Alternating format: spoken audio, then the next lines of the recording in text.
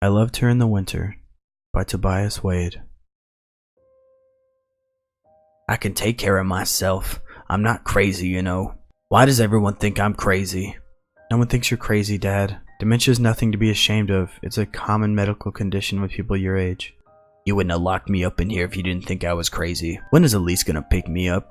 It was the same conversation every time I visited Dad in the Forest Glen retirement home. At first he just started forgetting what things were named.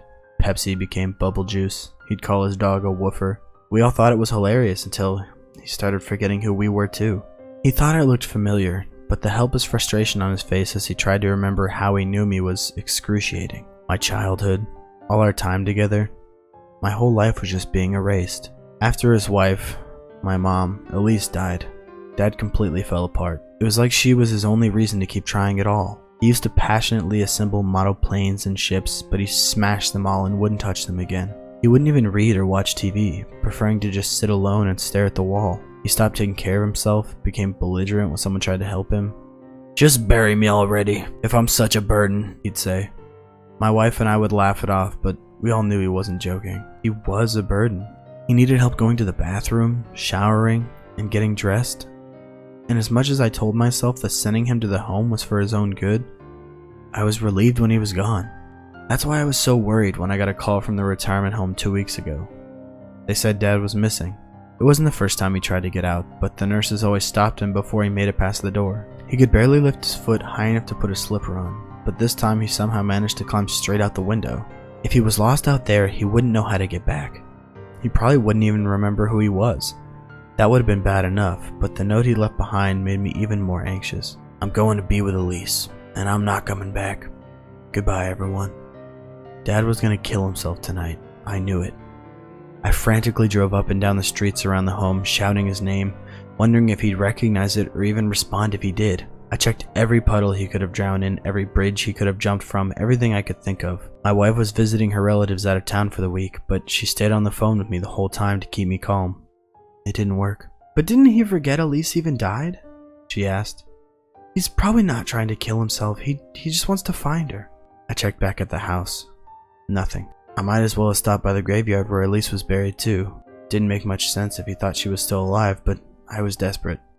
It was about 3 in the morning when I saw his shriveled form hunched over the headstone. "Dad? Are you okay?" I approached cautiously, terrified that I was too late. He didn't stir as I drew up behind him. Did he just realize that she was dead? Had he spent the last of his strength coming here to say goodbye? He didn't turn from the grave when he finally spoke, but I remember his words as clearly as the cold night air.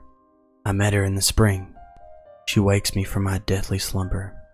Wedding bells and joyous ring. Summer toll could not encumber.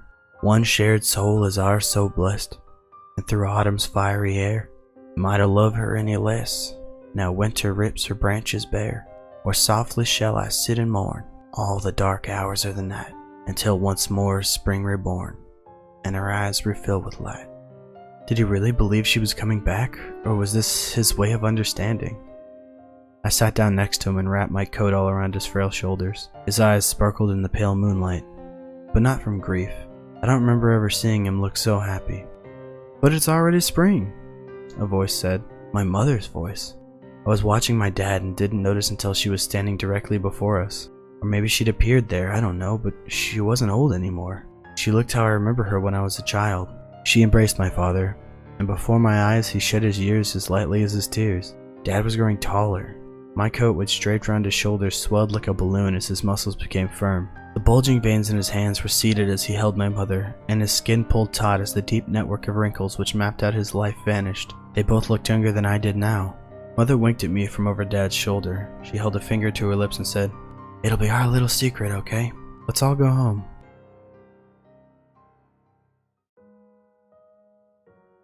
My wife called a dozen times over the next week. I just told her that everything was fine. We'd talk about it when she got back.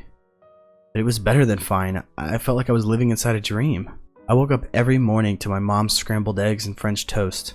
I wanted to call in sick from work and spend every minute with them, but she insisted I still go and threatened to drive me there herself. Every night I'd return to watch Dad rebuilding his models, swearing good-naturedly that he couldn't find a piece. Then we'd all eat dinner as a family and watch a movie together, Dad making sarcastic comments throughout, and Mom giggling like a schoolgirl with a crush. I'd never seen them so happy. I've never remembered being so happy.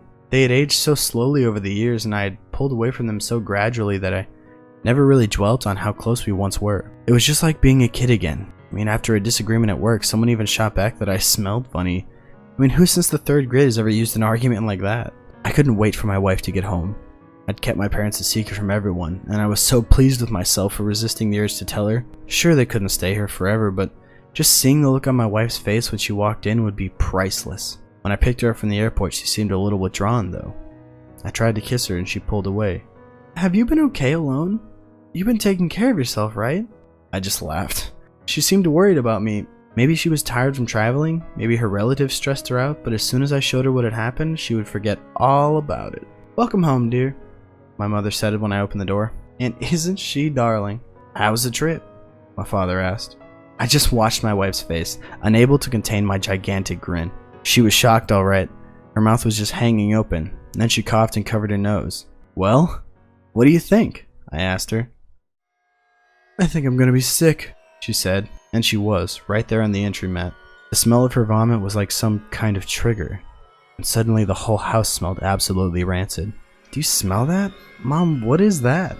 Mom, what was left of her decaying body, was propped up on the sofa. Dad, bloated from gas and covered with a yellow-green mold, was sitting in his armchair. I couldn't understand what happened.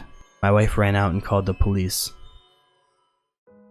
They took away the bodies and took me in for a psych evaluation. The next few days were a blur, but eventually I was released with a diagnosis of hallucinations stemming from PTSD. They said my father had died the night he escaped after catching pneumonia in the night air. They said my mother had been dug up, that the trunk of my car contained a dirty shovel. I don't believe them, though. I didn't even own a shovel. I think they were just trying to cover up for something they couldn't explain.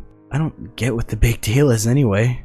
Even if they were gone, so what if I did want to keep them? Should I love them any less in the winter?